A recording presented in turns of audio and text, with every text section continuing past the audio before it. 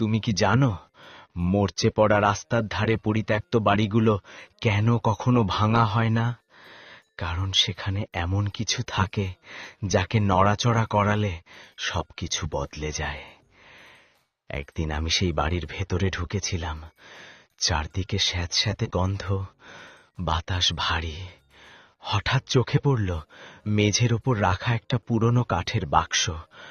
ঢাকনা তুলতেই ভেতরে পেলাম আমারই একটা ছবি। ছবিটা অদ্ভুত। চোখ দুটো ফাঁকা, দৃষ্টি নেই, মুখে কথা থেমে যাওয়ার মতো নীরবতা।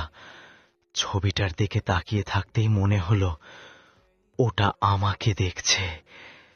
ঠিক তখনই পেছন থেকে একটা ভাঙা শুকনো গলা শোনা গেল, উপহারটা কেমন লাগলো? আমি ঘুরে তাকালাম না।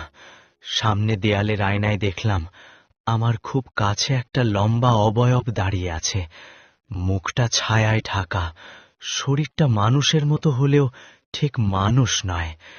তার হাতটা ধীরে ধীরে আমার কাঁধের দিকে নামছে। ছোঁয়ার আগেই ঠান্ডা একটা অনুভূতি ছড়িয়ে পড়ল। আমি বাড়ি ফিরে এসেছি, কিন্তু ওটা এখনো আমার পেছনেই আছে। তুমিও তো এখন একা, তাই না? একটু ভালো করে শোনো। তোমার ঘরের ফ্যানের শব্দের নিচে কি আরেকটা ধীর গুনগুনানি শোনা যাচ্ছে?